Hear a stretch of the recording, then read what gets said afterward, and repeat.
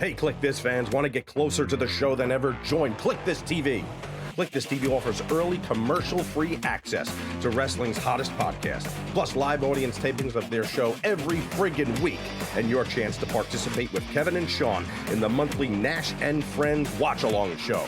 Head to KliqThisTV.com now and get inside the show that's just too sweet. The following podcast contains mature language and adult discussion.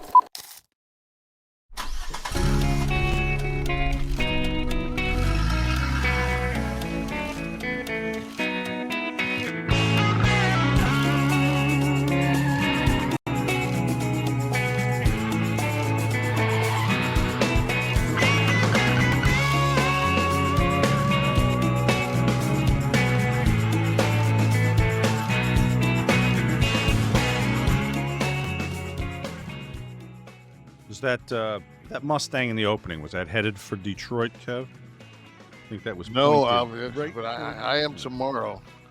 You sure are. That's what I was getting at. Now you've got an appearance.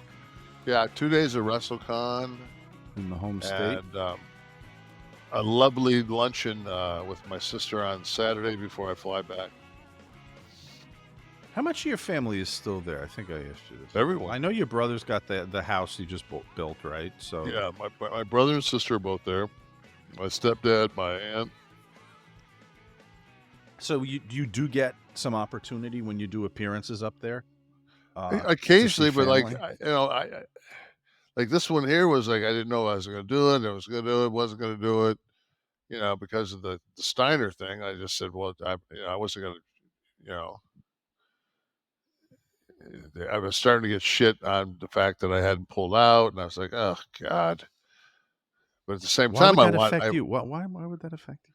Why were because on my Twitter it says that I'm LGBTQ advocate, and like how can you, Right, but he's not going, right? He's not going, but for I was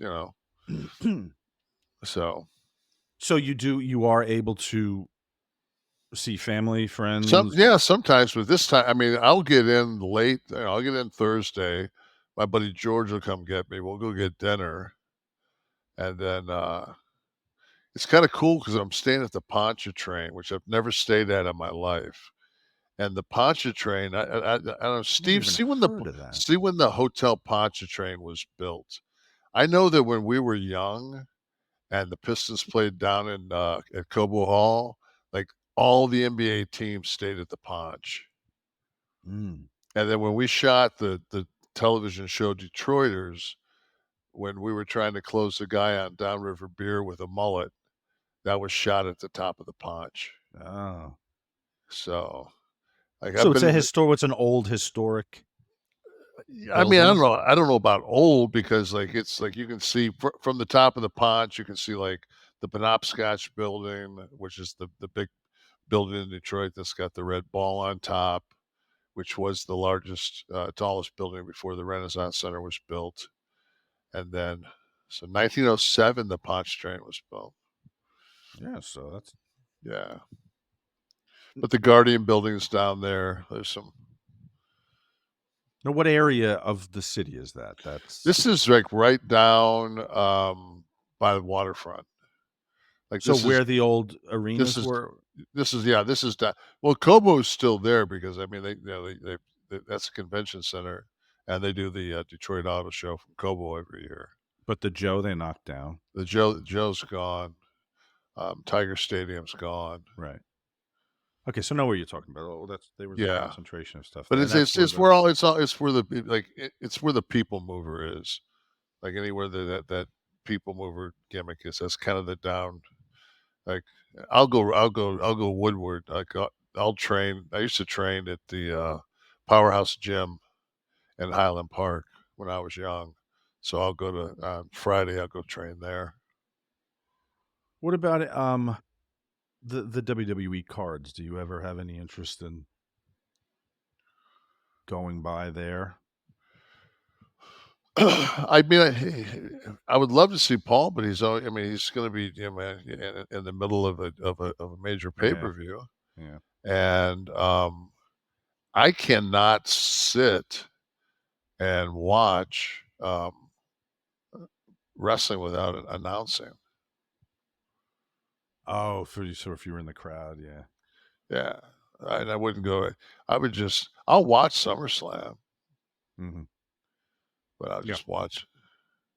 What about haunts? Is there like a favorite bar that you would want to have a beer at? I know you probably won't have the time, but if you had some of the time. I mean, the only place that I really try to get by is Lafayette Coney Dogs. That's right next to the hot dogs. Yeah, the hot dog place. I try to Is the get Cheetah Club still there? The Cheetah's in I worked at that in Atlanta, but that was in Atlanta. Whoa. There's a Cheetah. There's a Cheetah across the bridge in Windsor. I don't know if it's still there. There used to be a Jason's, a couple other strip joints. No, I meant the one you worked at. I forgot. Yeah, that was, no, that was BT's was the one I worked at, and it was in Dearborn on Michigan Avenue. Right. All right. Well, safe travels, hopefully. And yeah, it'll be nice to be home. Yeah. It's always nice to. It's going to be cool because I'll be right down in the city, which is kind of nice. Mm-hmm. Yeah, very good. Some feedback from last week's show, the Neon Paradox. Sean was dead on about the bed of nails. It's an old carny trick that relies on pretty simple physics. It's all about how your weight is distributed over the surface. So like a body slam, if I was slamming you, I'd have to, you'd have to pretty much flat back it. I'd have to have you over. And it looked like it was done correctly with that like slam. I said, man, you put a bed of nails in there, you can tell me whatever the fuck you want to. I know what. No, that's when I pulled the fucking. I'm too big to be slammed card. So rumor has it that it was allowed to be used, right? Obviously, it was out there, and it's part of what was. And it was a shoot. I mean, Ellis, Ellis that was with us at WCW was at he was the he made sure that nobody got that it was a safe situation, which he's great at that. I just think that it was supposed to be kept flat. I think when they put it in the corner and went into business, I think when they went in business for themselves, and I think that they were told to get the fucking nails out of there. I think something came across the referee's headset, maybe. I would imagine, yeah. The whip in and then the nails falling on. That's so that's as we suspected last week. That was kind of the situation with that. Todd Snyder. But just the fact that like we did the show Wednesday about they weren't going to do all these, they were talking about, and they're going to probably not allow an Irish whip, and then 2 seconds later there's a bag of tacks and a fucking bed of nails and an Irish whip into the corner into the nails, the nails, which was forbidden. Unless I still think if they pull back and all that stuff and it was just special occasion, made it special again when some crazy shit will happen, maybe at a pay-per-view, maybe an unexpected blade job on a random Moxley's already fucking figured out how much easier it is to get fucking color. You don't want to have to fuck that. I'm not going to fucking bust my ass and work harder. Todd Snyder, Big Kev, I respected you before, but the story of you helping that guy out made me respect you even more. You are class, man. Kev opened up a little bit last week about just one of those deals, man. It's just like today I was sitting there before I came down here. I was watching one of those commercials like Feed the Children. Mm-hmm.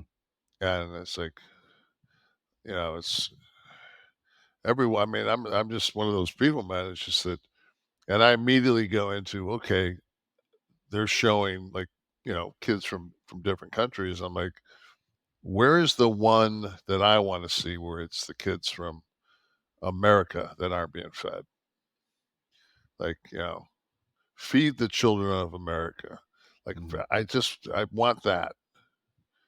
Why do I have to? And on top of all that, instead of with my $20 donation sending me a fucking $7 canvas bag that says feed the children. How about you take that $7 and feed the fucking kids with it? I don't need a canvas I bag. don't need the bag, bro. Yeah, You exactly. know, it's like, Jesus, man. Well, we have opportunities for those programs like Head Start programs and breakfast and school programs and all these things. If they were passed by all states, of course, there are many states that have progressive programs in their schools to take care of kids in districts that need Well, you've got need us to feed them. 5 or 6 GOP candidates that are wanting to get rid of Social Security and Medicaid, Medicare.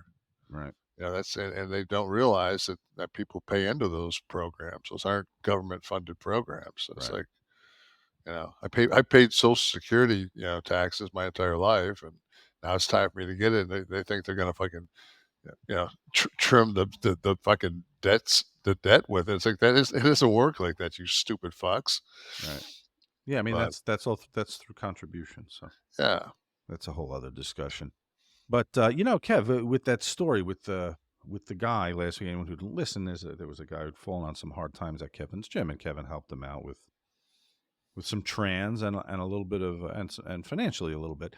But so often you see celebrities or just people in the public eye, people with means, whether they're famous or not, people with money, who stand at the telethon, answer the phones at the telethon, are the face of a charity. But so many people, I hope, do things privately that we never hear about.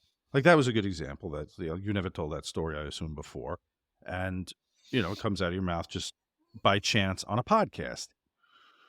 How many times? I'm sure before was it you or Sean who told me they never saw Scott pass a homeless person and didn't give him something? Everyone. I never saw Scott, Yeah. pass somebody and not. I've seen fucking guys like Scott go to give him a 20 and the guy like not be down and out. Like, what do you give me this for? Fuck you, what's wrong with you? I'm waiting for the bus. What the fuck? Scott's like, sorry, man, your shit. Those sneakers, bro. I thought you needed it. Exactly. Dad, no shit, man, dude. You fucking take a shower or something, man. Fuck. Get out of me. But it's heartening to hear stuff like that because it makes you hope that this goes hard, on man. outside. It's hard when you're on the road like that. You know, it's hard when you're on the road and you just see people that,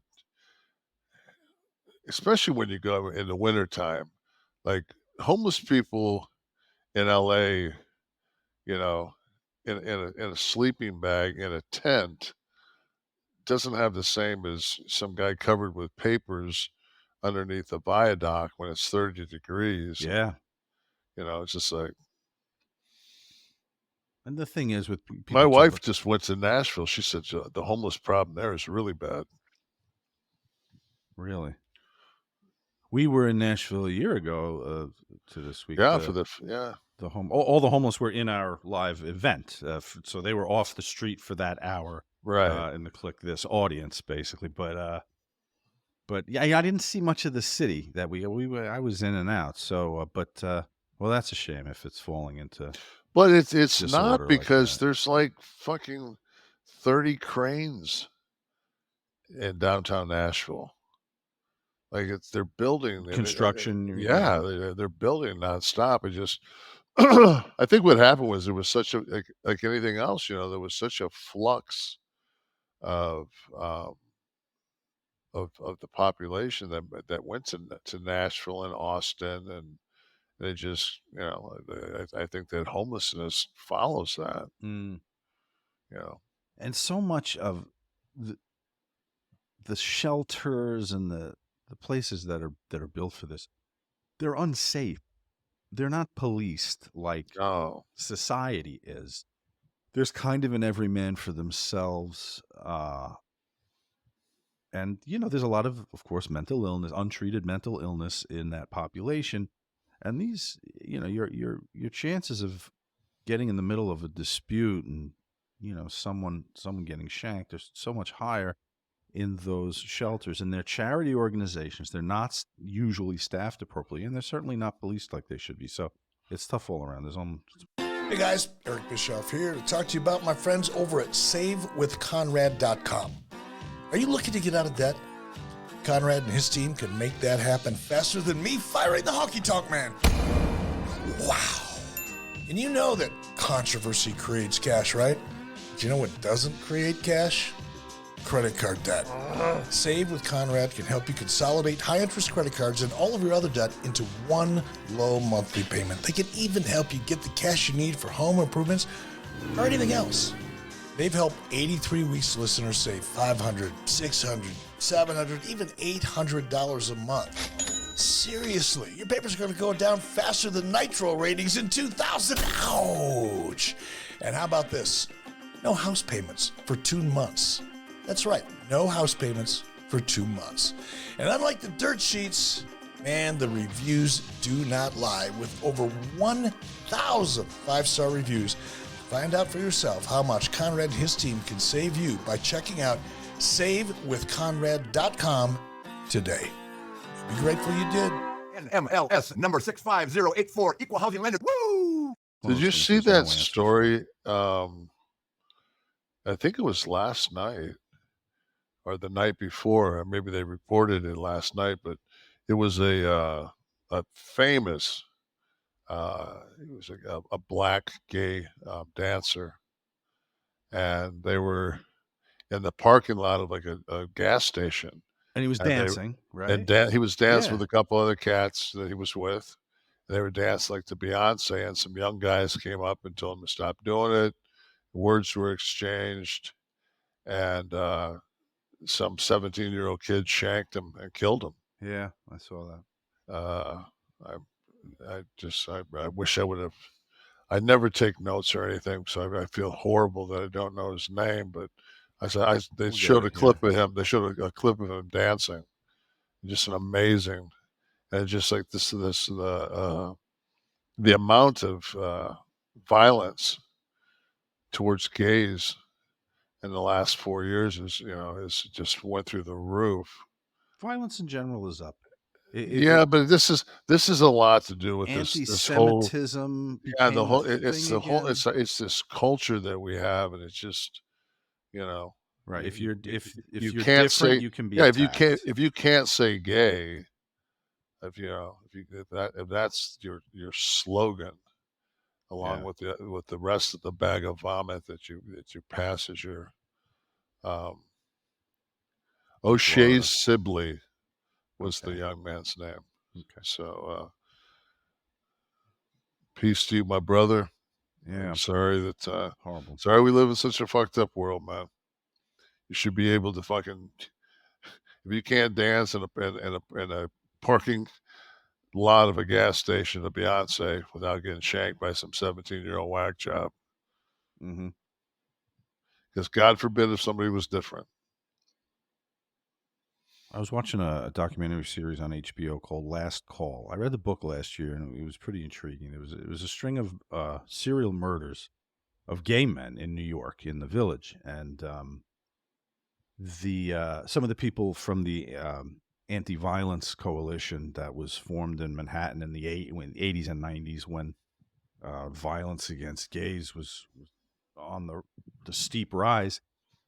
A courtroom defense of, and I'm going to get the term wrong, probably, but it's the defense is if you're come on to by a gay man and you're not gay, or woman, and you're not gay yourself, the defense is that you were so shocked, the shock and the fear drove you to do XYZ, an assault, murder in some cases. And it was a defense that was used in many states, and they showed a list of people whose sentences were reduced in the courtroom because of that defense. Almost akin to like the difference between like a murder one and a manslaughter. I got into a fight with Kev. I didn't mean to kill him. It was the punch I threw. So that defense was an applicable one for defense attorneys and worked in many cases. And they had the whole list of people who had charges reduced. A tough road to hoe. Delbert Prince says, since this podcast started with Kevin and Sean Oliver, it taught me to get my life together. And as of right now, I'm making progress, even though it is a process. Love is love to Kevin Nash, Sean Oliver, NWO fan for life. Good to hear, Delbert. Always nice. Yeah, and I'm 64, and I'm, I didn't You're have still getting your shit together? Yeah, I didn't have a great day today. I did a couple of stupid things. And a lot of times it's just my thoughts.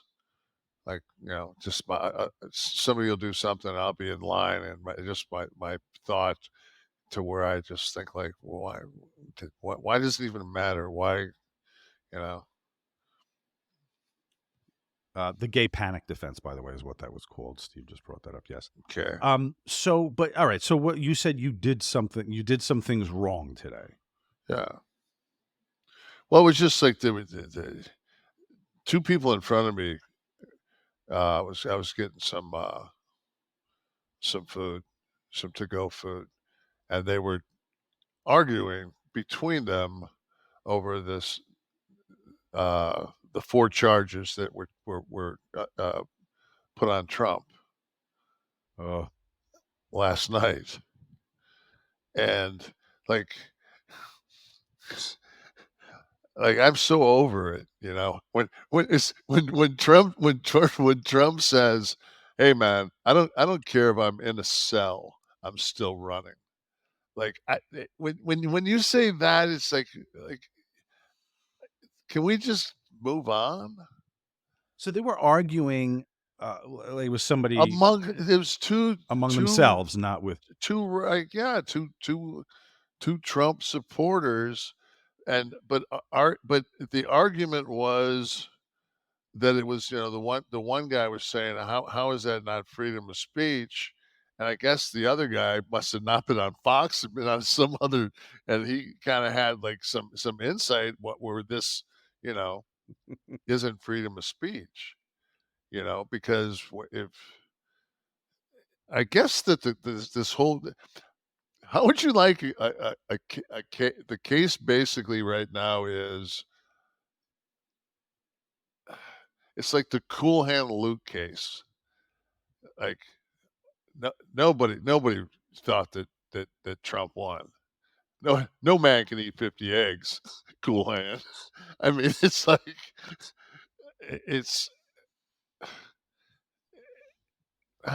just like, and there you're standing idly by, and they're not doing the transaction because they're not paying attention.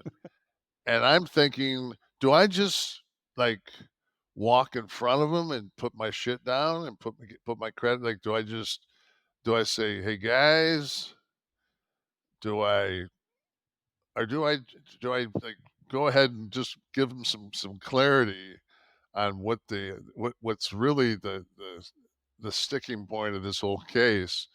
And then I just came to the conclusion of, like, worst case scenario, 2 minutes from now, I'll be sitting in my car. If I just don't think about it, if I just sit here and just go to my happy space and just not want to just grab their heads and bash them together because they're fucking taking up a minute of my fucking precious time. It's like, dude, get over yourself, man.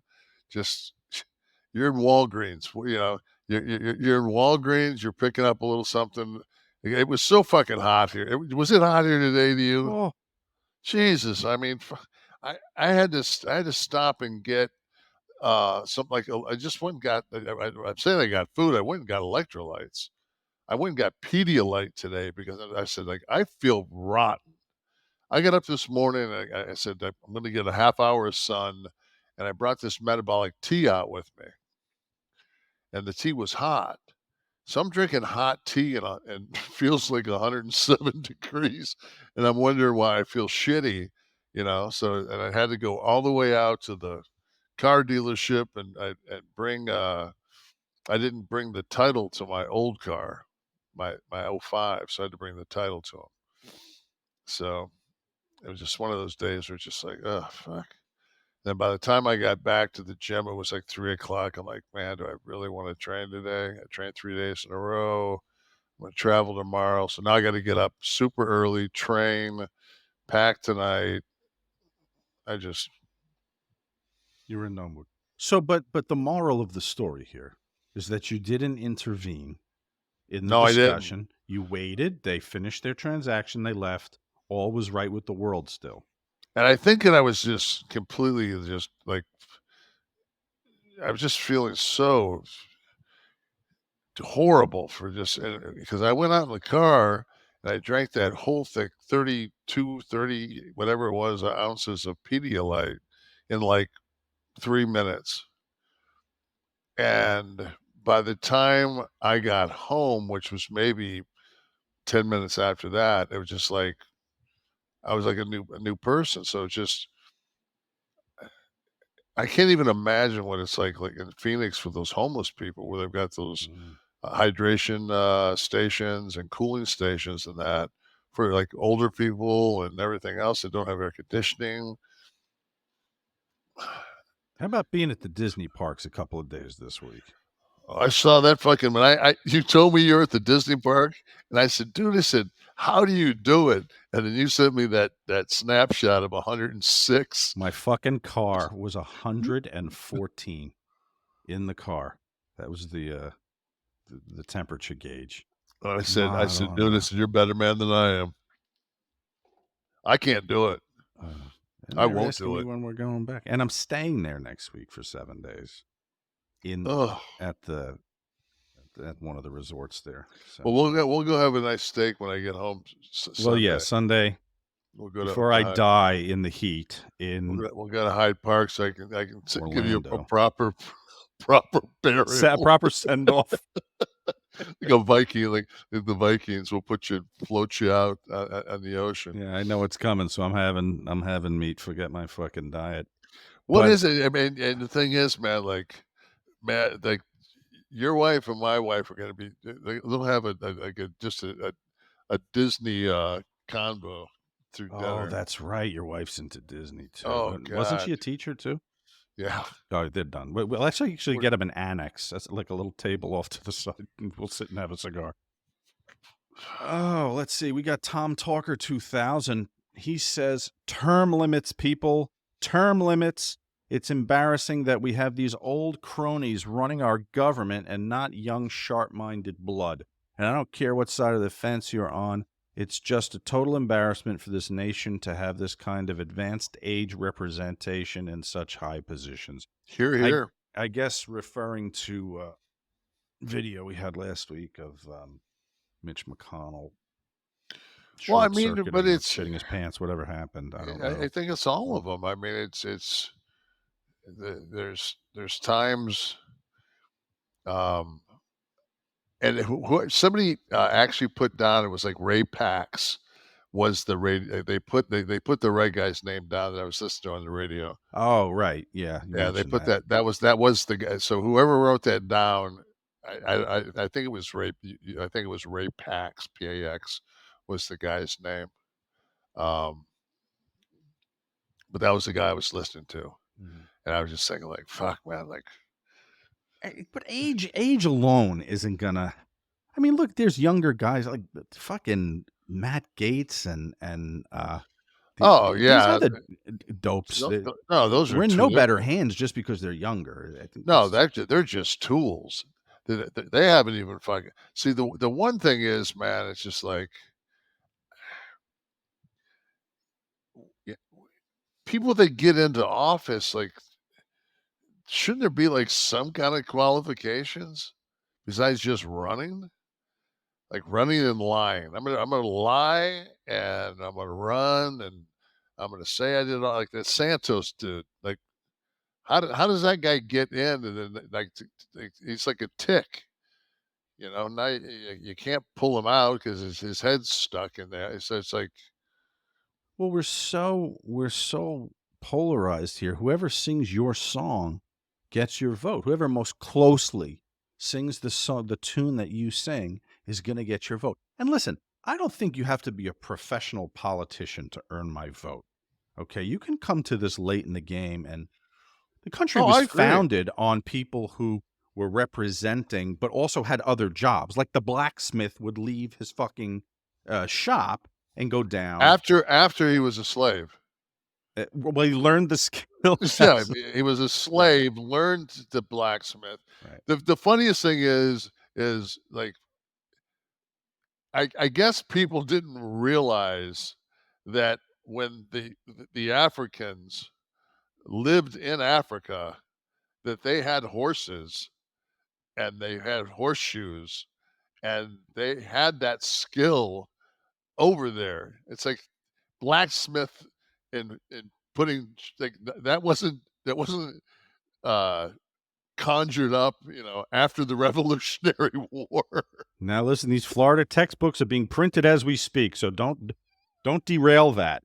Please spit that one out, because when you said that to me, I was just like,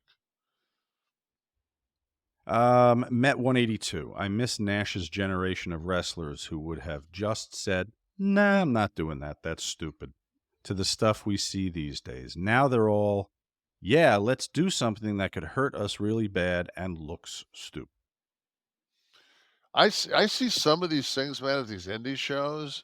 These guys are like doing, like, there was one the other day, like, God, like, these guys jump off the top rope and the guy's like on all fours, and he just, like, you can see that he, like, probably busts both of his, he just destroys the guy. That's the one you sent me, right? Yeah. And he lands on the other guy. Yeah. I got to get this right. CNN reports Justice Alito's Rome trip following his decision overturning Roe v. Wade was funded by Notre Dame's Religious Liberties Initiative, a group that supported the Roe overturn. It was on Twitter today. I thought that was nice to see that we've got another Supreme Court justice, that's taking pay. I never really thought that we'd get to a point where, like, the Supreme Court was lobbying, like they had lobbyists. But we've talked about this. There's No, no there's no. governance. So with the absence of governance, we could talk about the moral play there with Alito. Oh, shit, man. Let me be in that spot. But he hasn't done anything wrong. Exactly. Let me be in that spot. Shit, man. Now, what did I see this week? Roberts wants to firm up an ethics code. It's funny that came out before the news item that you mentioned, but yeah, I was. It's really interesting because judges throughout the country in the lower courts have a very strict ethics governance and oversight, and the Supreme Court, because it's the top, there's nothing above it to enforce governance, and you can't really have politicians do it because we're supposed to have, a separation there and checks and balances. Anything you want. What percentage in your mind and heart do you think that the judges in our system are honorable and very conscientious to what they do? Well, that's a hard question because you've got judges is broad. You've got federal judges, right? Criminal cases. You've got municipal judges. But to get to the top, I would say half probably. I'd go with half earnestly try to be beholden to no one.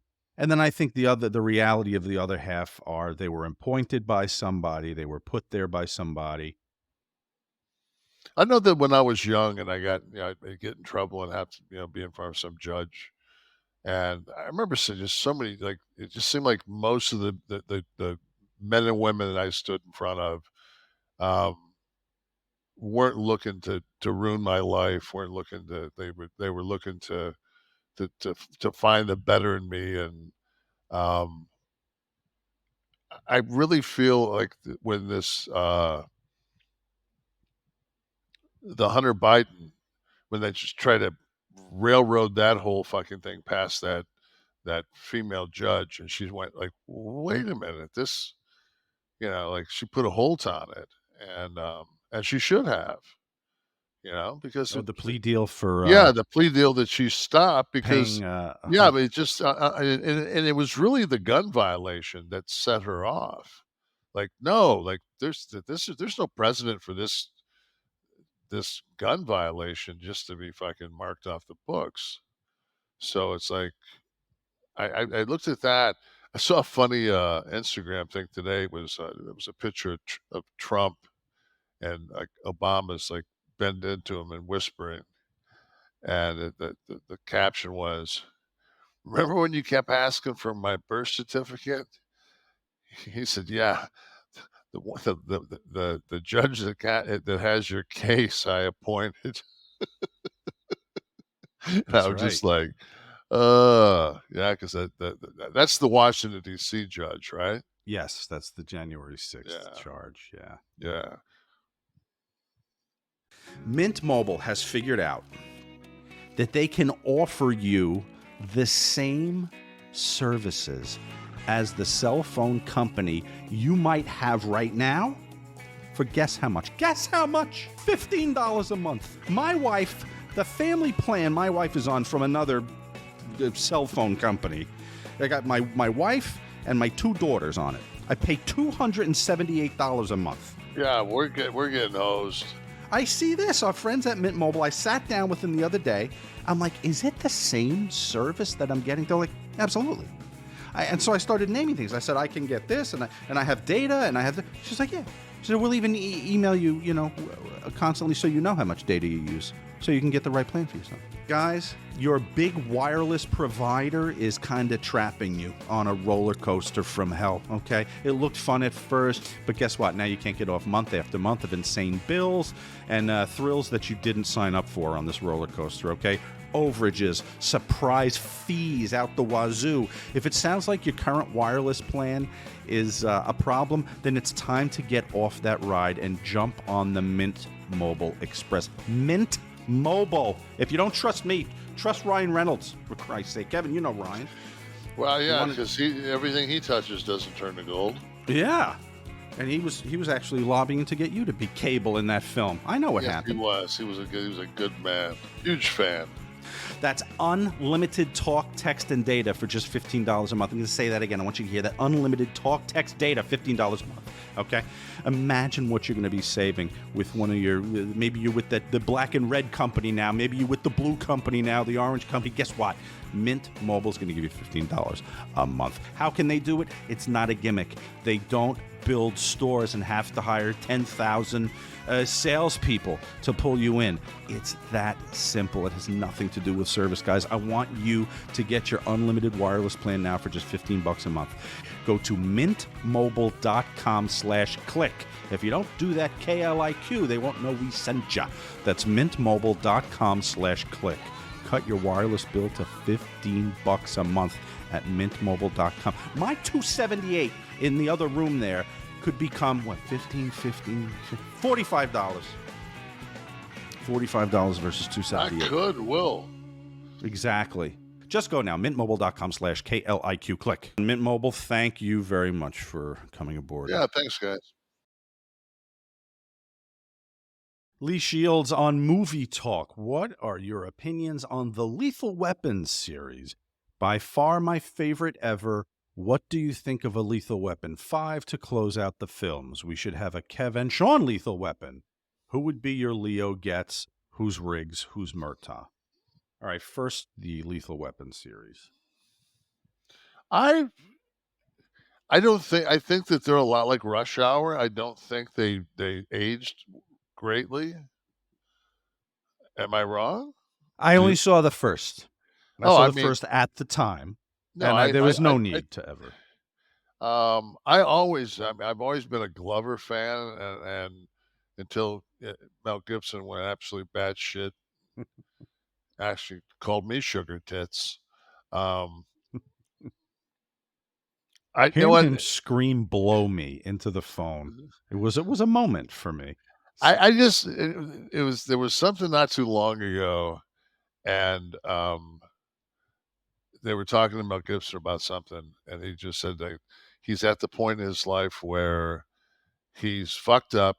He's done everything you can possibly do, and he's at the absolute pinnacle of I don't give a fuck. Like, he just doesn't care. He doesn't care what anybody thinks. He said he used to really care what people thought about him, and he's at that point where just like I don't care. So He continued to work after all this stuff. So he's a brilliant actor. Yeah, it's just his mouth. His mouth got him into some trouble. Was there a substance thing there, or no? Was there a substance thing, or I think that he might have been intoxicated when he got pulled. Oh, the car stop was. That was like that's it. I think he was on PC1 too. You know, like that PCH that. Like I remember one time I was coming. Like Steve lived up in Malibu, and I drank with Steve, but like moderately, and we had steaks and shit, and then he got it. We waited it out. I waited a couple hours, and just driving back down that road is just. I mean, that's just one of those roads where it just doesn't feel like you should be on it sober. Right. When I was going to say, when you're sober, it's a bit of an obstacle course. Yeah, it really is, and it's just like I was just like this was not a good call, Nash. So, but anyway, I mean, I saw the first one. There was no need ever to watch all my questions were answered with the first Lethal. I enjoyed him putting his shoulder back into place. Maybe that was. I think I saw 3 of them. Good for you. Now, there's 6 hours of your life you're not getting back. Yeah. Do you to continue and close out the question? Do you see any kind of do you connect with either Murtaugh or Riggs? Of course, Roger Murtaugh being the Danny Glover character and the Martin Riggs character, the cop on the edge. Yeah, I'm the Murtaugh that's just wanted to do his last 3 days and get the fuck out of there. Get the fuck out of there. Exactly. Very good. I should remind everyone that Kliq This TV is a thing, and our friends that are with us here at the live taping are here because they're members of KliqThisTV.com. I appreciate you all. Thanks, Jen. We are. Let me see, and they're sending questions now, and that's what comments now, and that's what we do. Lethal Weapon 4 was great. I was trying to figure which one, Jet. See, I thought that was 3 for some reason, but they're saying 4. I trust Headingite that it was 4. But I was eating at a Oriental restaurant down from the High Regency on Sunset, and can we say Oriental? Is that okay still? The Oriental restaurant? Can a restaurant be Oriental? I know people can't, but how about an inanimate restaurant? I'm honestly curious. I'll say an Asian. Okay, we can do that. How about Pan-Asian? We'll go Pan-Asian. So I was at a Pan-Asian restaurant. Very good. And Jackie Chan walked in. And one of the people called him Jet Li. He was hot. Oh, my God. He was hot. On so many levels, that's wrong. Yeah. Yeah. The obvious and the not so obvious. Well, I mean, in the fact Don Ho! Yeah. I mean, it's just like, I don't know. So you guys head to KliqThisTV.com, join up, and of course, Nash and Friends happens every month. Last month was Kevin Sullivan, a great time had by all, and we'll be announcing this month's very shortly the August guest for Nash and Friends. What else do you get on there? All the old Nash and Friends. We had also some behind the paywall watch-alongs when we were with the other guys, and that's on there too. And our live show in Nashville is on there that we did in the homeless shelter. So go to KliqThisTV.com. Who was that homeless guy that came on stage? He found a kid in the audience, and we just called him up. Oh, or you're referring to Mick Foley, maybe? I'm just teasing, man. He needed a shave. So anyway, so they did all those hidden treasure things, and I did the complete fuck off one where I didn't take it seriously, and I just made a mockery of the entire show. And I believe the show finished out for the season, didn't it? And it did make it did make air. Oh, your episode? You were such a dick on it they didn't even put you Oh, on? it did make air. What were you doing? First of all, what were you looking to find? What was the treasure? Oh no, they wanted to find. They had a couple of things. I have nothing. I'm just not that kind of guy. Like, what am I gonna, keep a pair of fucking diesel pants in case You give away your Oz stuff, apparently. So exactly. I give my shit away. Like, why? It's just so. But there was somebody had gotten from me, and I had signed it, the original Outsiders singlet that was worn during Hogan's turn. So that was one of the pieces they had. I just so happened, like when Mick came to the Airbnb that they were saying was my home. they do that gimmick? I had but I just bashed this Airbnb. Like, I know what you're thinking, Mick, that after the run I had, I'd have a much nicer home than this.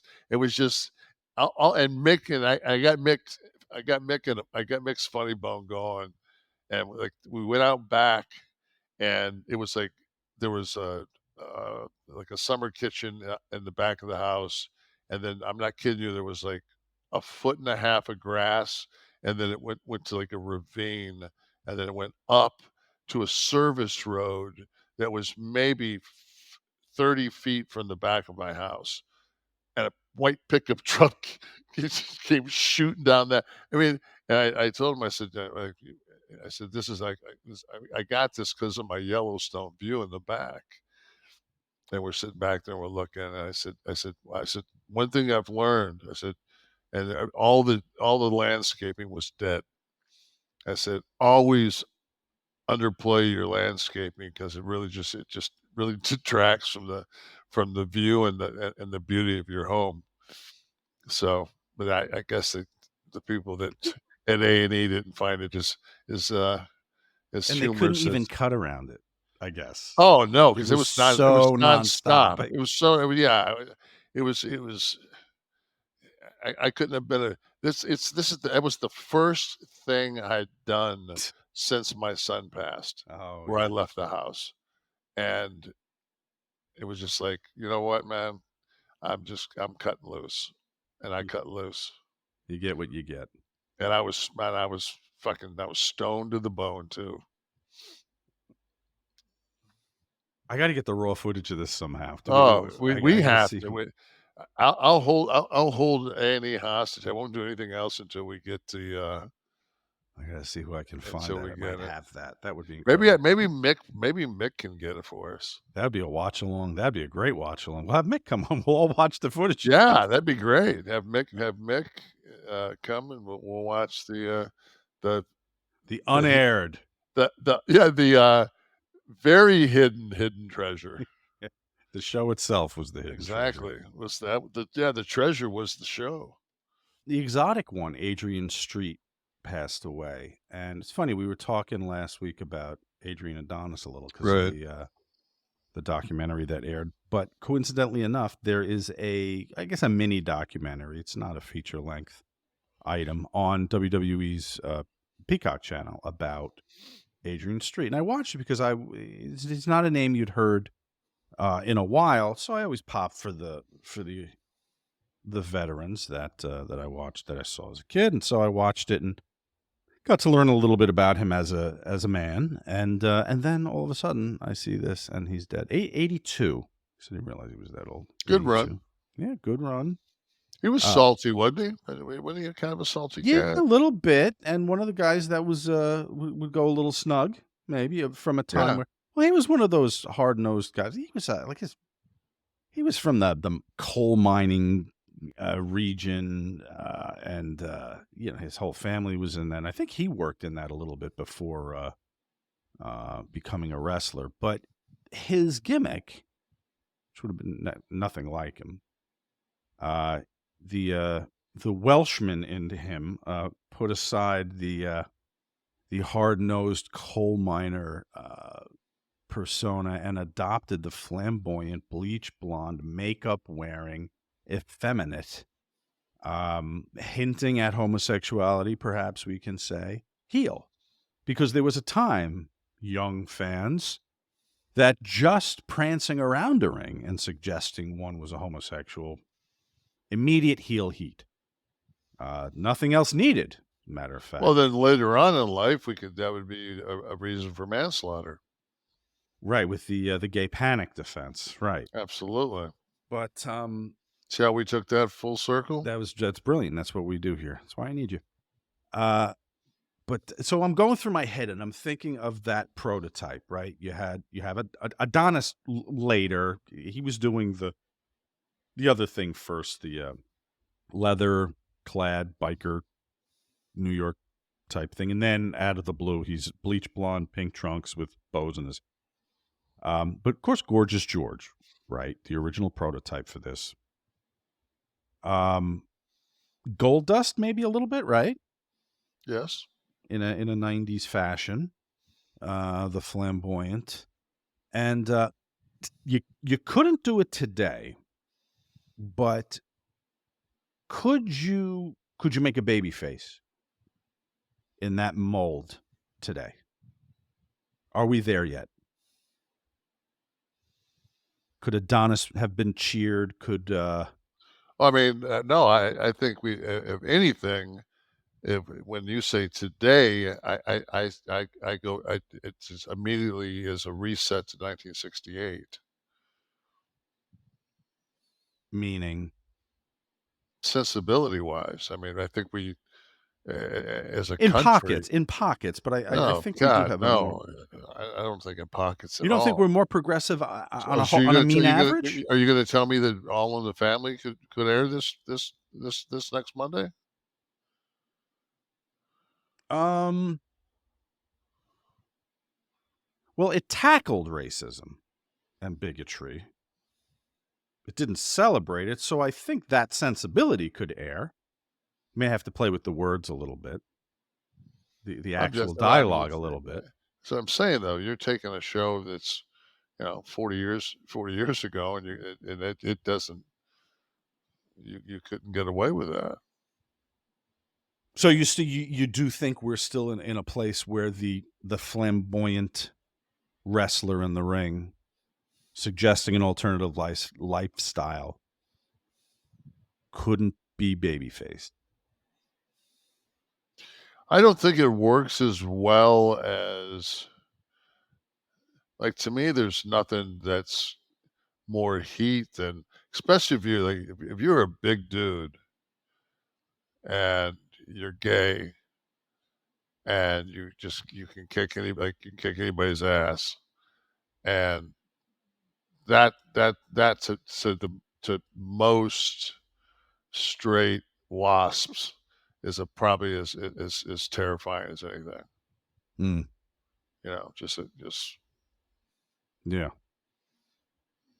Yeah, because I could not find in my mind one instance where they were anything but heels. And what about Dust though? What about Gold Dust though? I might be wrong about that. I think it was androgynous. I think it was too. It was androgyny, wasn't it? Yeah, he was not supposed to be anything. It was very David Bowie, Diamond Dogs, Ziggy Stardust, that kind of a feel. I just don't think in today's society that if somebody that was deemed homosexual was to be getting beaten on, that the people would come to rally for them and the masses. In the storyline wise, I mean, if that I just think we've went too far. I also don't think you'd see those portrayals, though. Anyway, those over the top, stereotypical portrayals that were accepted with Adrian Street, Adrian Adonis, and but if you look at music and you look at somebody like Adam Lambert, Mhm. I mean, and you see him. I mean, that's a very flamboyant, more so than George Michael or anybody was, That's true. prior to that. Does that speak to the difference in traditional entertainment fans and wrestling fans, though? Are we talking about a little bit of a Yeah, and I little think, lower the I mean, yeah, you're definitely. I mean, you're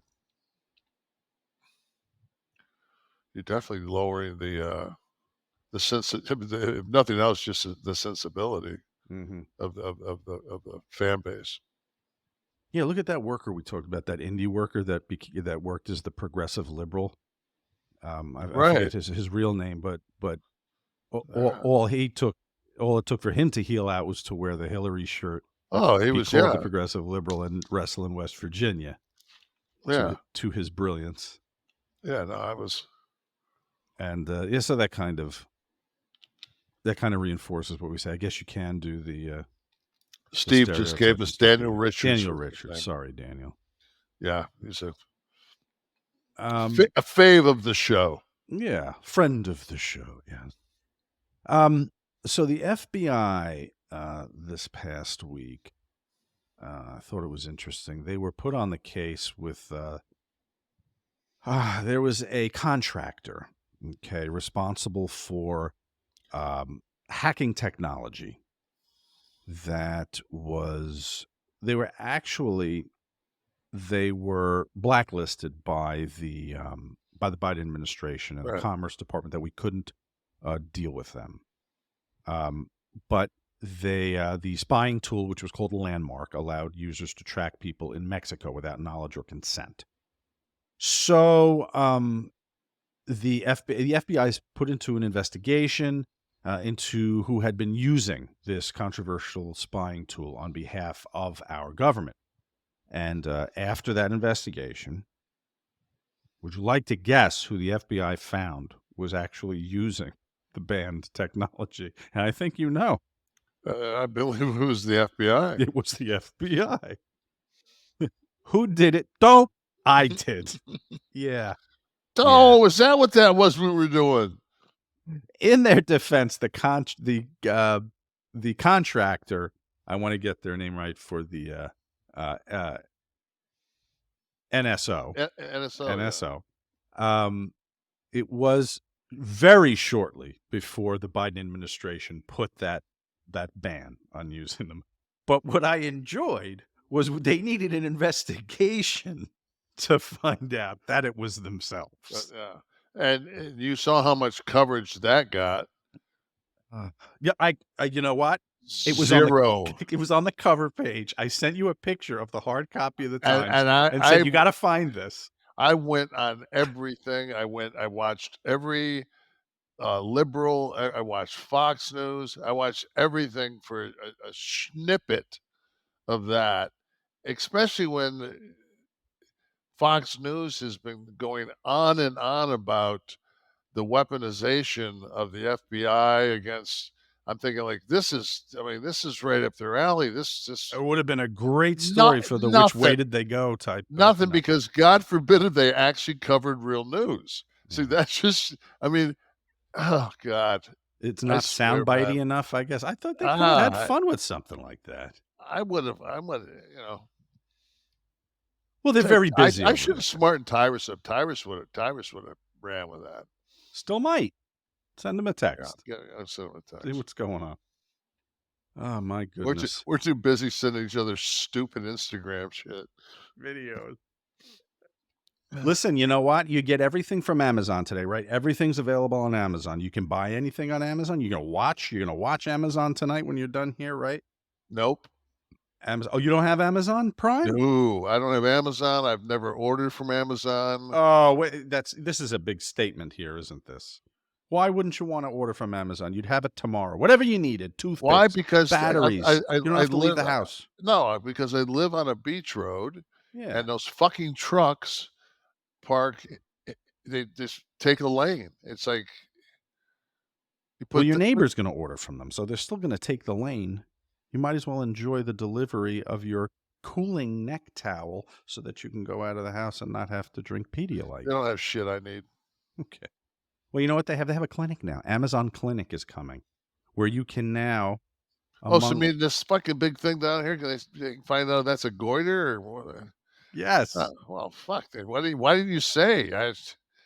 E-commerce is now expanding its footprint with Amazon's virtual clinic. It's now available in all 50 states and Washington, D.C. It's called Amazon Clinic. It services customers 24/7. Okay, so urinary tract infection, Amazon Clinic. Pink eye, common conditions that you want an answer for, want to be seen. Hair loss. Who are you 2 seeing? o'clock in the morning. Who are you seeing? Is this on the internet? Yes, you go through a virtual consultation there, through a third-party healthcare provider. The quote from the chief medical officer and general manager of Amazon Clinic, Dr. Nawara Ayogu, said that at Amazon, we want to make it dramatically easier for people to get and stay healthy, and we're doing that by helping customers get the care and medications they need in the way that is now most convenient for them. So you can now I believe they're not taking insurance at this point, but you can see the cost before you begin your visit once you put your information in. So, Kevin, maybe this is enough to sway you to Amazon. No. Still no. Still a fail, huh? No. What can't you do virtually now? You see a goddamn doctor virtually. Amazon is also partnered with Morgan Chase and Berkshire Hathaway to provide better health care and insurance at lower cost for workers. What if Berkshire Hathaway is going to get into the home insurance? Because fuck, man, that's our big problem down here in Florida. DeSantis just let that go to shit. There's nobody that's gonna. Pretty soon, there's nobody that's gonna to insure your home. What is it, because of the storm damage? Yeah. Okay. Yeah. Do you have any idea what the temperature of the water in Miami is right now? Oh God, I wonder. Go ahead. 100 degrees in the water.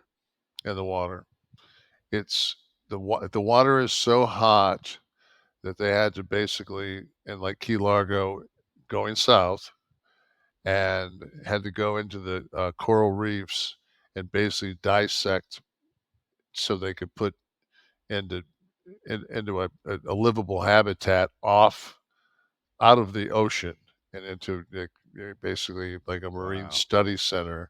And the heat, it would have fried the coral. It's bleaching the coral. Mm-hmm. So, and they're basically saying that with like a category 5 is going to be like, there'll be like category 7 hurricanes, because those things used to hit 89 degree water at the end of August. Oh, right. Yeah. Now they're going to be hitting 100 degrees. It's already 100 degrees. Yeah. People in Miami Beach are getting out of the ocean to cool off on the 95-degree beach. Yeah, that's terrible. Yeah. That's unbelievable. It's so hot down here. Well, Missouri, you'll be happy to know, governor just signed SB 34.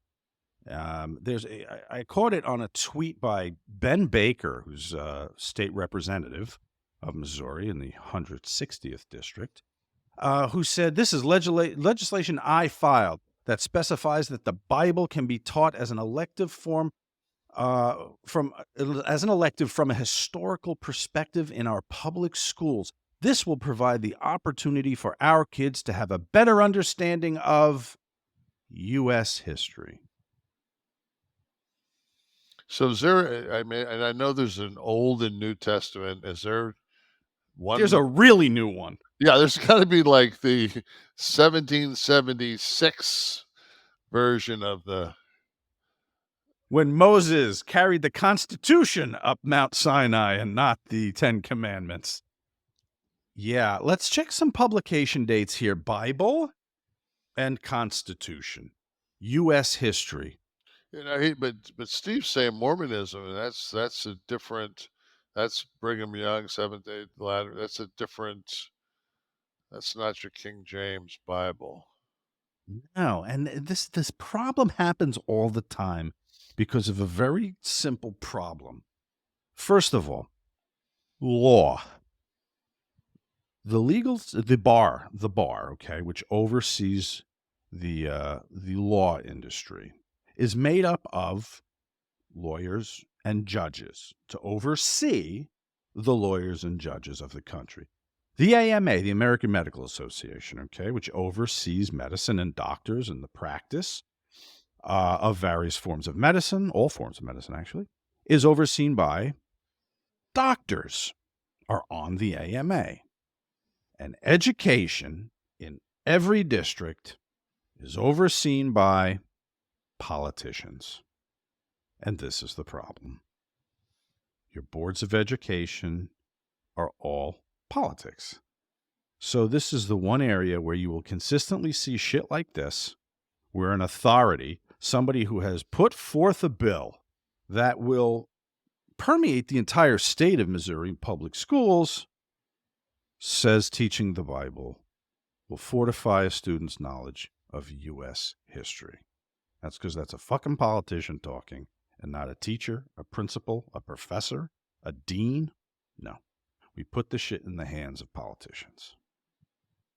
I'm off the soapbox now, Kevin. The floor is yours. No, I just, it's just before they go too far, we just got to wait and see exactly what exactly what we found in the UFO situation.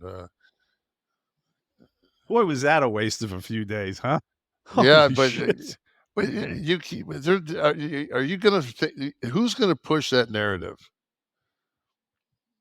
That You know what? that we're not alone. Well, but the whole thing and the entire thing was that all of Everybody these... that sits on Sunday, they put that dish around. They go like, well, "Wait a minute, Maybe. oh, come on, man." No.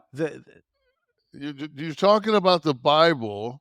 You're talking on the first day, second day, on the eighth day, God found two extraterrestrials in the God broke bread with green people. yeah, and reverse engineered their craft so we could make stealth bombers. What the fuck? It's just like when you can't figure out why we invaded Iraq the second time, and then you find out that Iraq stopped taking U.S. money for oil and only took euros.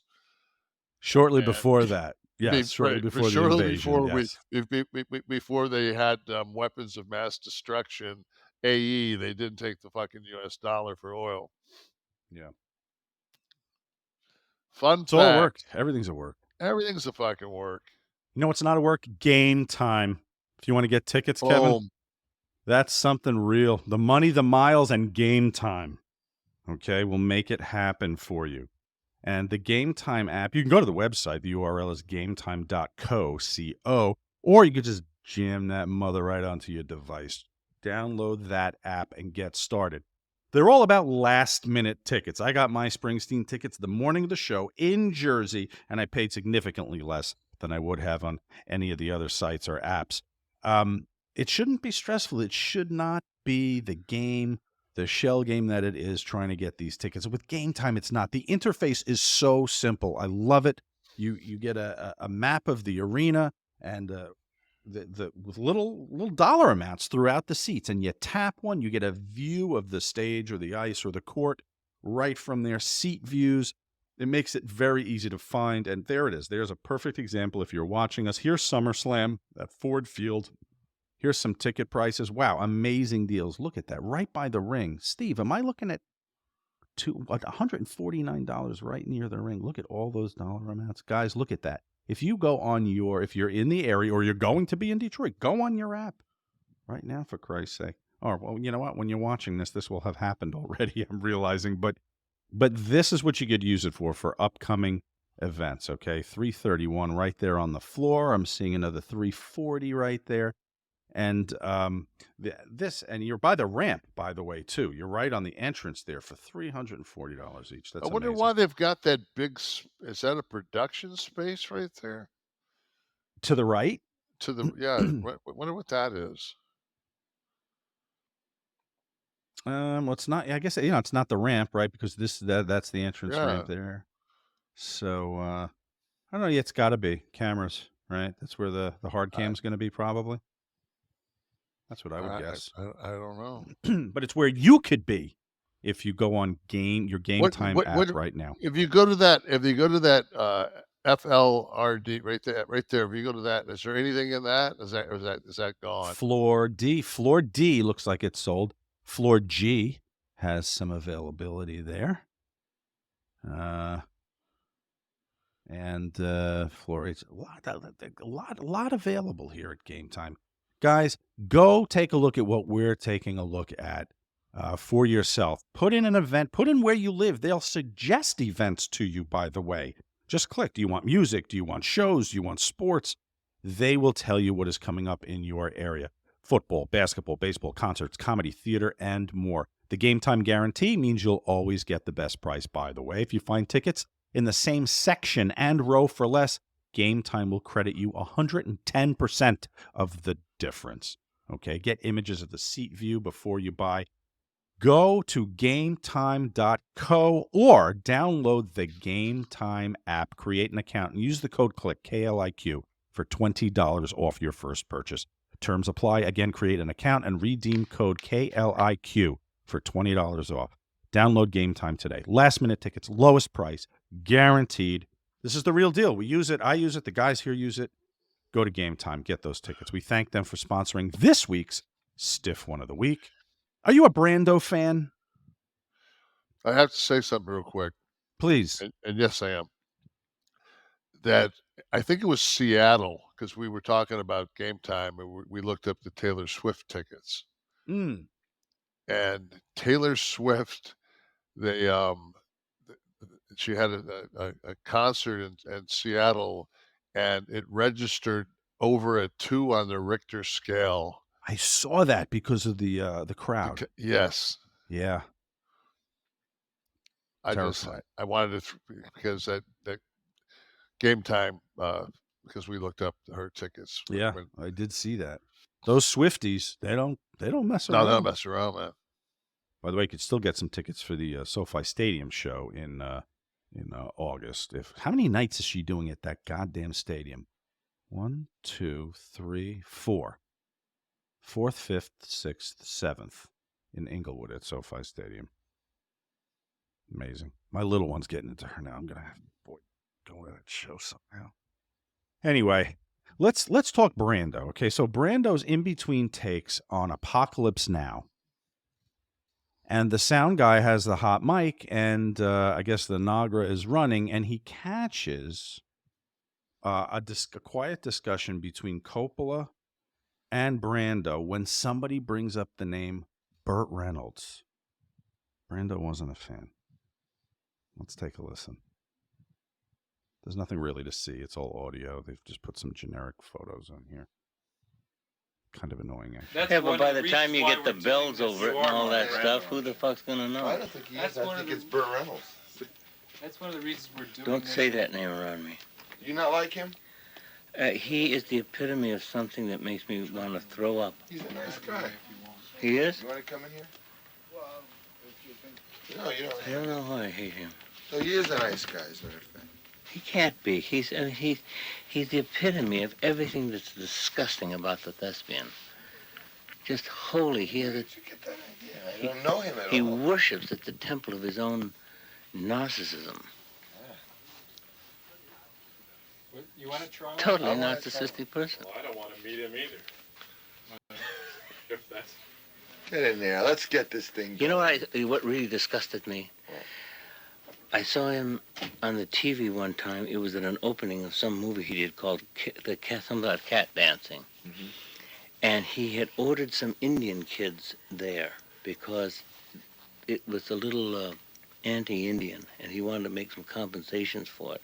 So he ordered a little Indian kid there, brought in from someplace. So the kid was brought in, it was about a 3 or 4-year-old kid, and he wanted to show how loving he was to the kid. So he stooped down and was playing for the cameras of, oh, how I love children, and that kind of thing.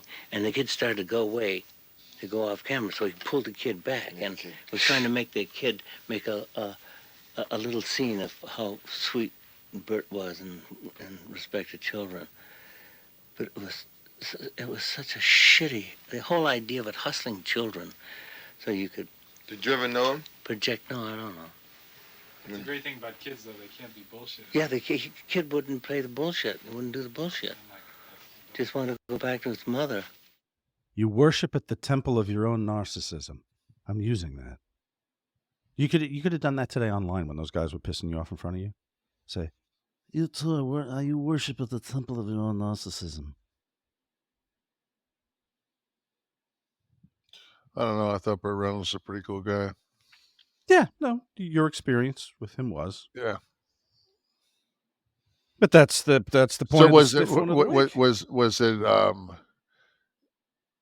was it Indian as in Pakistan and India, or I don't think American? he meant Asian Indian. I think American I'm Indian. judging just because of Brando's known cause that he Hold on a second. championed of the sure, no problem, of the indigenous Indian. I think he was referring to, but I think he was probably referring to the. Why do I think? indigenous. Why do I think that it was George C. Scott that was so? That was his cause. Did George C. Scott not accept Patton? And No, that Adam was Burke? Brando. He sent Little Feather. Was that her name? Are you sure it wasn't George C. Scott for Patton? No, it was Brando for The Godfather. Oh, okay. Yeah, but Are you sure it wasn't George C. Scott? I'm pretty sure. I'm pretty sure. Where the hell is Wesley? He would have had our back on this. No, All right. sir. I wanted to drive Steve crazy. Steve already said, no, it was The Godfather. Oh, we were all over that real fast. All the film school geeks. All right, Florida Man, Jersey guy. It is time once again. You redeemed yourself last week. Yeah. After I should close my eyes and after- swung on a curveball. After we caught you with your string hanging the week before.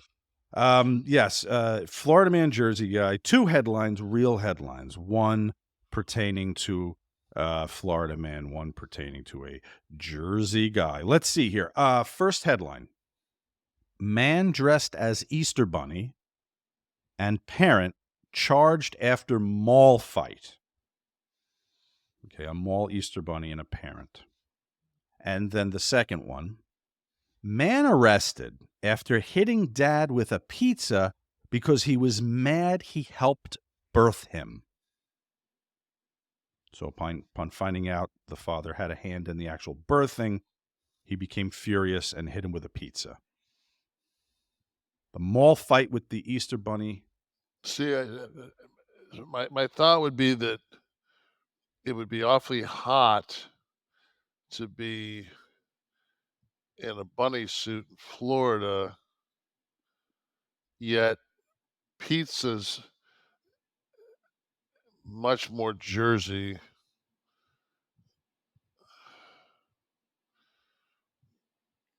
So this is a 50-50 again. So I'm going to go opposite of what I think it is, and I'm going to say that the Why wouldn't you go with your first instinct, though? I'm not going to say right and wrong, but you had a theory, which you've now thrown out the window. No, I said that it would be too hot to wear it, so that would be, and then, but at the same time, I mean, Jersey would be the pizza. So I'm just going to go on. I think Jersey would be the pizza, so the other one has to be Florida. Okay. Well, you were right the first time. The Jersey was the Easter Bunny brawl in the mall. You could get pizza all over Florida, but the thought process that a man was so upset that his father was involved in the birthing process, maybe a less masculine symbol of a father helping deliver a baby, he became so infuriated, he attacked him with pizza. I think that's a very Florida man thing to do. And beating the shit out of an Easter bunny is a very Jersey City thing to do. I remember when it happened, actually. Wasn't too far from me. At the... I just don't think there's really any... I mean, it's just, there's nothing that... The game, it is not an FBI investigation into itself. I know it's a 50-50. It's the impression when you hear a story, when you go, oh, fuck. Kicking a nativity scene and fucking a dog. That's Florida, baby. That's it didn't have to do with the weather. It's completely different than. I mean, it's just neither one of those were strong indications of.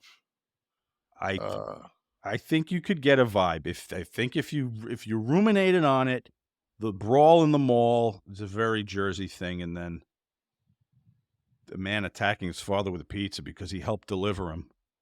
There's no explanation for that. So it has to belong to Florida, man. I would have expected you to get that. A little surprised you didn't get that, by the way.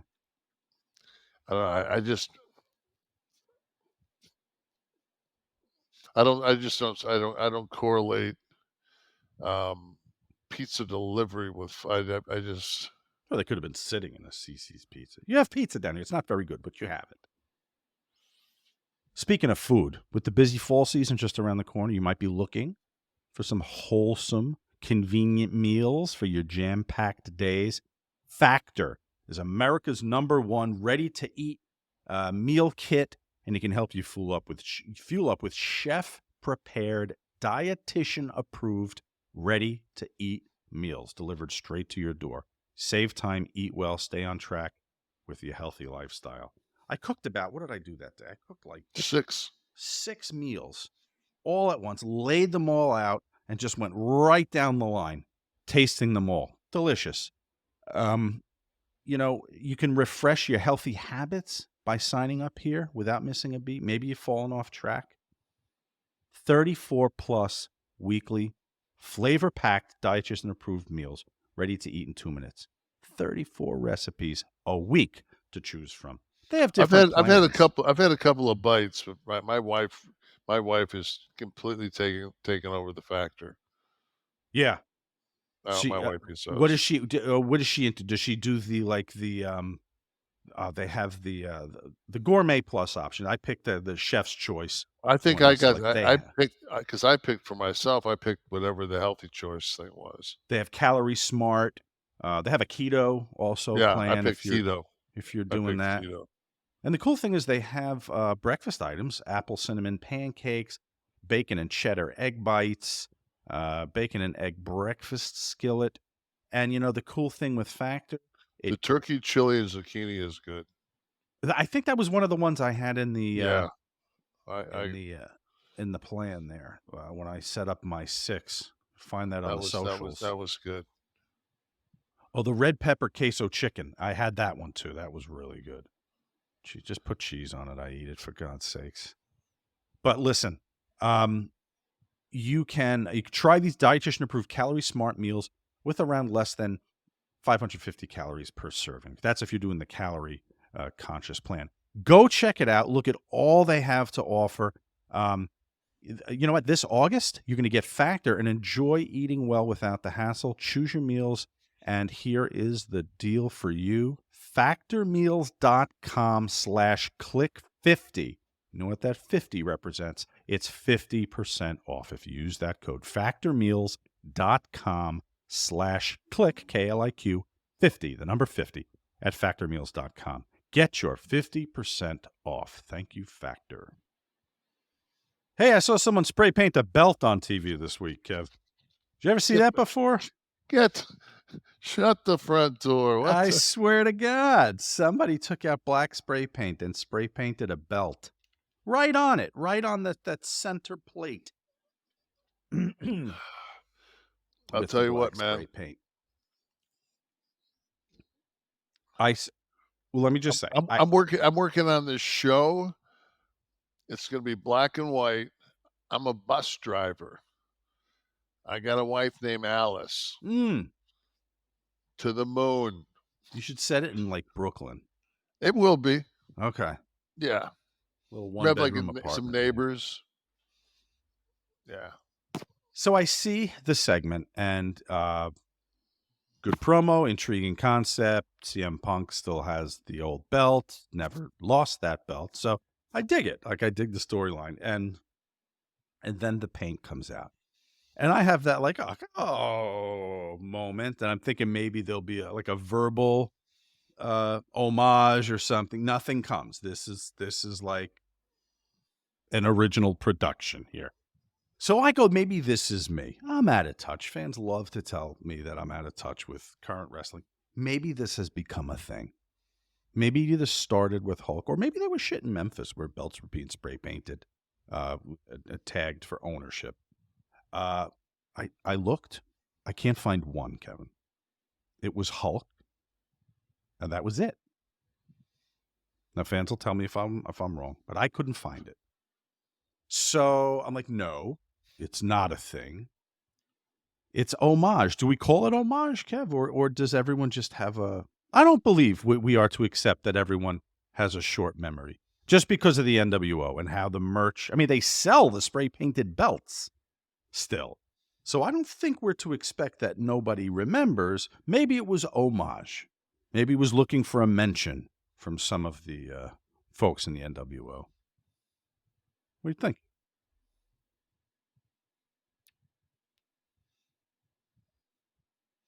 So that would be a fail if Tony was looking for a mention from some of the old NWO. Folks, that's called not putting it over, okay? This is Wrestling Handbook 101. That's the zero cell. That's the zero cell, to be used when you are the victim of a rib and you want to take some of the steam out of it. The zero cell comes in, and times like this. Yeah, it's just I didn't see it, so I didn't have a I don't have an opinion because I didn't see it. Well, you saw it 25 years ago. Yeah, well, seemed to be effective then. So right. I mean, it's in Phil's defense, it's like I think you can grab that hold after 25 years. You know. Well, something, but it's so iconic. It's not a hold. It's King Kong on the top of the Empire State Building. Which they've done. The airplane. Which they've done what, 4 times now? It's the airplane above in North by Northwest above Cary Grant. It's oh fuck it, he made it disappear too. I like that. That was the trick. He unpainted it. That's completely David Copperfield. All right, well, listen. So if that's Kevin Nash's position, people look to Kevin for his opinions here. If that's your position, hey, I don't have you know what? I really don't have a problem with it. It's an arm bar, and it can be used. If anybody, if it sparked, I would be more entailed to think about when Sean and Razor had the IC belts and Sean got suspended and they put the belts on. They had a tournament. Scott won it, and then we went to WrestleMania 10, and we had both the belts up there. And then, you know. All right. Well, listen, it's a non-issue. Then it's a straight, but it's straight. Fine. I mean, it's straight edge. It's his game. I mean, he you know, marks his tape, and he is on. I saw him. I saw the. Do you watch the show Heels? No. On Stars? No. That's the one by. So I watched the first episode last night of the second series. I might have had I think I had a stroke, but it started out where they were having a match and this girl ended up winning a ladder match, and it was the two brothers fighting each other, and then it went to the brother getting shot, or no, the brother going to his house, and the dad had killed himself, which was the end of last season, which was it wasn't timed. It was fucked. I looked at my wife and I said, "You didn't see last season, so I can't explain it." I said, "But this doesn't chronologically. It just doesn't fit." I've never watched it, so I don't know. I'm very wary of anything with wrestling content. Well, I liked last season, and the director is Pete Siegel that did the Longest Yard remake. So I'm a friend / fan of his. Stephen Amell, he's the star of the show, who was the Arrow, who wrestled Cody Rhodes in WWE. Mm-hmm. He came out and was very adamant against the strike this week. So he'll be having a cage match with Ron Perlman pretty soon. Well, Fran Drescher, at least. Ron Perlman has been he's been very righteous for. Well, listen, the no one wants to be on strike. I mean, anyone comes out against the strike, but we were joking earlier about AI and what you could do with permission with AI now, and there have to be safeguards about what could be done without it. I mean, even when I would do voice work, and when we're looping a film, and we would do a clap round if there was something going on screen in a concert hall or speech or whatever, and there was applause, we did a few rounds of applause. They can go to the library for that, but it was always like everyone in the room was like, "We're not going to go to the library. We'll record it." So, now with AI, it's just so the quote from Stephen Amell is, "I support my union, I do, and I stand with them, but I do not support striking. I don't." What power do you have other than that, though? It's a last resort. But you don't. That was always that was the Kliq's motto when we sat in the van and we go up and down the road. We'd be like, the only thing we can do is hold our word. Like, once you go out and do the match and then you bitch, you got nothing. Mm-hmm. But it's the last resort.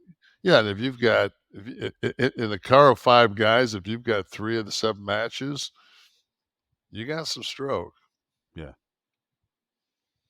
Not that we ever, we never even hinted that we would do anything, but it was just that we knew. It's just like having a loaded gun. Do you really want to argue with the guy with the loaded gun? No one wants to fire it. Just as soon avoid the situation, or the state of Florida in general. With your concealed carry permit. Yeah. Adrian Street died. It's harder to carry a colostomy bag than there's a firearm in Florida. State of Florida. All right, you could call this the high spot of the show, Kev, because it's brought to you by our guy Mickey Ray Sinatra and his Get Blitzed Lit Aid. This is nano-infused Delta-9 THC sippin' syrup. I want to explain what that means to you here, okay? Kev and some friends of mine have tried the Delta-9 sippin' syrup, and this is some super potent stuff. It's like THC, but on steroids. It's a syrup. You mix it in any beverage, like a tea or a white soda, and with as little as a teaspoon. And it's a fast onset, like 5 to 15 minutes. This isn't like a gummy that you got to wait an hour to go through your whole digestive system. Nano-infused means it goes right into your bloodstream, okay? It bypasses the breakdown of the liver, and it works like alcohol. Total tolerance killer. This is not gas station Delta-8 bullshit. This is the real deal. THC Delta-9, the THC you get from the marijuana. If you're in Maryland, you can go to the Stay Lit Smoke Shop, but for the rest of us, it's legal to ship from the Get Blitzed website to all 50 states without a med card, okay, as long as you're over 21. Right now, you could save 15% by entering the code KLIQ, K-L-I-Q, at checkout. Go to get-blitzed.com. Okay, get-blitzed.com and try the Delta 8-9 THC sip and syrup. Don't forget to use the promo code KLIQ, K-L-I-Q, to save the 15% on the sip and syrup. Stay lit, guys, and get blitzed. Thank you, Get Blitzed. Key lime pie is very good with Sprite. Diet Sprite. I would imagine that would be. It's a good little. I love key lime pie. That's got a good little flavor to it. All right, it's time for Ask Nash. Hashtag Ask Nash is how you can get your questions to Kevin. He doesn't talk to just anybody, but the hashtag Ask Nash, or join KliqThisTV.com and be here as a live audience member and ask him your questions. First question is from WCW NWO Collection. He says, Nash mentioned Anthony Bourdain on this week's pod. Did Kev ever get to hang with Bourdain? P.S. Love the pod. I haven't missed one yet. Much love from England. Did you ever meet? No, unfortunately, I did not. That would have been a highlight for both my son and I if we would have got a chance to break a little bread with Bourdain. Did you catch that documentary? Yes. That was sad. It's really sad. He was he was troubled guy. It was hard. There's not a whole lot of heroin addicts that even though he kicked out. I mean, he was a fascinating cat, man. He got involved in jiu-jitsu. He just kept fucking falling behind the 8 ball. Yeah. And 9 times out of 10, it wasn't things that he did. It was people that he chose to involve in his life. And I think that last romance with that woman, and she ended up being involved with the Weinstein thing, and then he turned around and she was with a 16-year-old, and it just... Was that with a woman from Italy, was it? Yeah. A tough ending. Hard to watch. Ginger Beard Man says, hey, Kevin, just curious what supplements you take for heart health. Thanks. Well, I take a statin drug. That's not a supplement, but I take a statin drug because my father died so early. So I make sure that I take CoQ10, ubiquitol CoQ10. I take around 300 to 500 milligrams a day. I take 300 when I wake up and usually 200 when I go to bed. I take fish oils. And then I take it's Revive. It's a supplement line that has a product called Heart, and it's got a bunch of different homeopathic hawthorn berry and other things. Okay. All right, there you go, Ginger Beard. If you're interested, check those out. St. John 71. After seeing Charles Barkley on 60 Minutes, I was impressed with his candor and honesty about everyday life. Just wanted to hear Kevin's view of the man, not his baller skills or athletic ability, but just Charles as his true self. Charles was getting prepared. My nose has been itching me today. Charles was getting prepared to go back and give it one more shot with the 76ers, and tore his quad. And I just so happened to be down in Birmingham with a torn quad at the time.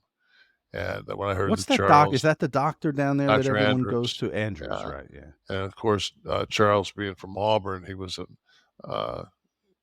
Auburn and Alabama, but mostly I think I'm pretty sure that Doc Andrews was the Auburn orthopedic guy for years. He was also the Washington Redskins when they used that moniker.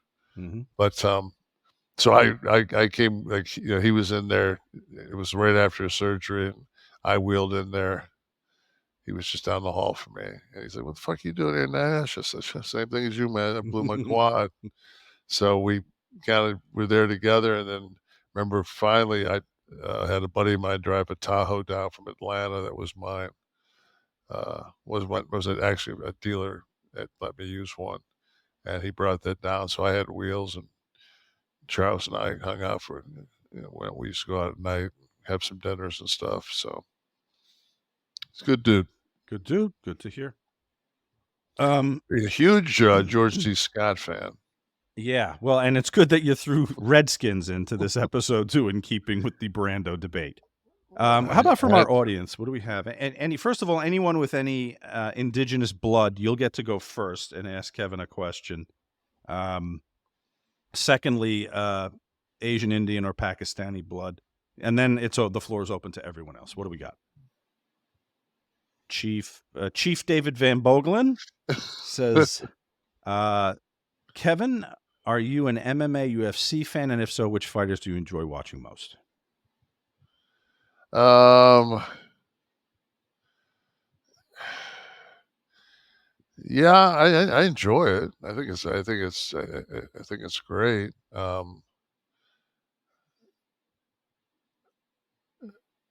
You a mark for anyone in particular?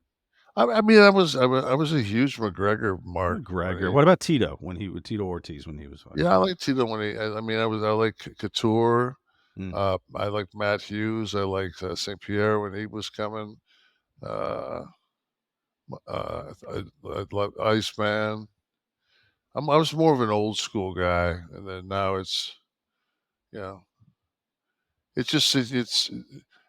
to me it's almost like the wrestling pay-per-views. It seems like there's a UFC fight every 6 hours. I just dropped $89 on that boxing match on Saturday. Oh, who was it? I don't even follow. It was Carter. It's just 2 undefeated cats. Okay. I think it was Stevens. Stevens in a way. I had watched both these guys fight, but then when I watched the trailer going, like the preliminary bouts weren't. It was one of those deals like I might as well just fucking took $90 and lit it on fire. Nothing on the undercard exciting, and then the main event, the cat that beat him, he just seemed like he was just had one of those biorhythm nights where he was just. What was interesting last night was I watched on Netflix the Logan Paul. What is it? Untold Story, I think it is. And they did it on Logan. I think last night was the first night or Monday night or whatever. But Logan Paul was on that, and he fought that Fury kid, knocked him down, but he lost a split decision. And I thought that was an interesting little. I guess it was an hour and 20 minute gig. So. I like it. Was funny because Tyson is such a fan of his, because Tyson's like it's about putting ass in seats. Like Tyson knows that. Yeah, sure, of course. Got to make money. Thank you, David. Who else we have in here? Let's get somebody else from our live audience. WWE, DXECW. Hey, Kev, did you see Cody's documentary? If so, what are your thoughts? As in Cody Rhodes? Yeah, he has a new documentary on Peacock. I've not seen it. Okay, I saw promo for it. Anyone else in the house before I move on to some other ones here? Heading Height. What is your favorite steak and how do you like it cooked? Baked potato or what? I'm a New York strip guy. I actually like a porterhouse, a nice big porter, like a 22-ounce porterhouse, something like that.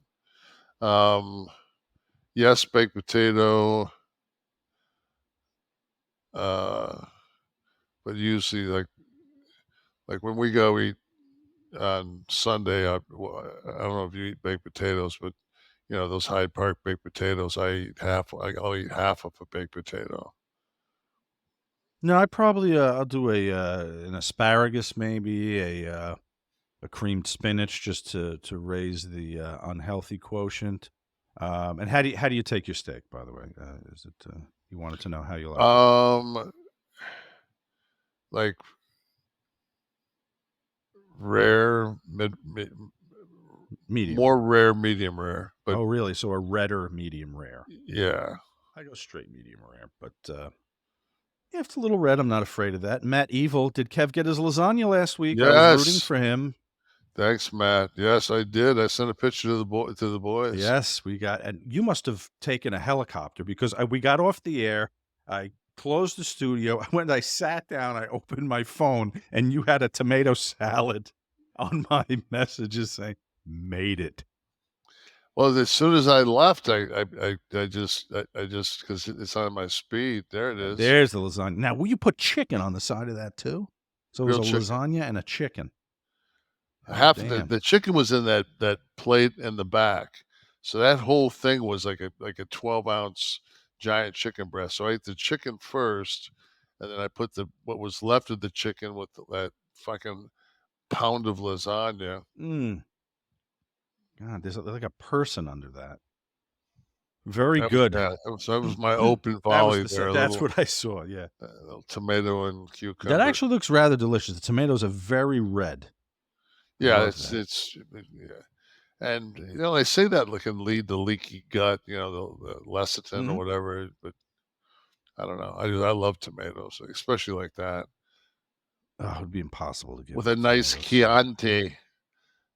Linus, darkly dreaming, says, can we get an update on Nash's semi-experimental, super expensive stem cell surgery and rehabilitation for his shoulder and knee? I saw a video last year, but not sure how long ago it was or if it's helped. So I went back in May for my it was my third round of stem cells, and I can tell you, if you have 1 million followers on social media, you don't pay shit. So the ultra expensive is not expensive at all. But I would say, so it's May, June, July, August. So in 3 months, I would say that I'm 30 to 40% improved in my shoulders. I mean, not to be graphic or anything, I had gotten to the point where I literally could not wipe my ass in the morning. My shoulders were so bad. I couldn't go around. I had to do from the front, and then immediately I had my wife go out and buy like a bidet. I had her go out and buy 15 navy blue or black washcloths, whatever she could find, because I mean, and we can leave it there. I'm just saying. You got to do the bidet. Lanny Poffo turned me on to the bidet. I'd have to restructure my fucking bathroom. No. It's an attachment that goes onto your existing toilet. I'm going to buy you one. I won't use it. I won't use it. Peerless price. I went and got the expensive stem cells. Now I can wipe my ass. Okay, so you don't need the bidet. Peerless price. Going to Detroit for SummerSlam, Kevin. What should I do or see while I'm there? Love the show. Day one listener. If you had to give him one thing to do in Detroit for his first trip up there, is it the pizza place with the oil pan gimmick? What is it? I mean, to me, I'd go to the Detroit Institute of Arts on Woodard, but you'd go Detroit Institute of Arts. Okay. How about that antique mall gimmick? What was it again? The Gibraltar Trade Center. The Gibraltar Trade Center. Too far away. Oh. Let's see. Woodward Avenue is the first paved street in America. A lot of people don't know that. Okay, Peerless Price. Go check out the first paved street in America and send us. But just Woodward, just the Woodward corridor is really. I mean, that's kind of where the Renaissance of Detroit is kind of started. There's some cool shit. Gotcha. And if you're a music fan, Jack White's there, so you can go by. He's got a record place there with some cool shit. If you love pancakes, they've got a place called the Hudson Cafe that's unbelievable. Lafayette, Coney Island. I wouldn't, if you eat Coney dogs, don't go to All American, go to Lafayette. Drink of Werner's. What is that? Drink of Werner's ginger ale. Oh. Okay. All right, there's some stuff for you there. How about anyone from the audience before we wrap this up? Let's get some more folks who have joined Kliq This TV. Mouthpiece Murphy. Gotta love that. What is one solid piece of advice when training a big man in the ring? I mean, are we talking? If he's a big one, but work big, you know? I mean, you can't, one thing you can't teach is you can't teach size. So if it's a big man, he needs to work big, but don't work super strong where he doesn't leave his feet and he's boring, you know? Okay. But, yeah, work big. All right. Anyone else, Steve? What do we got? Heading out. Can Kev fit in a Subaru? I dated this girl named Kathy Subaru when I was in college. Did you fit? Like a glove.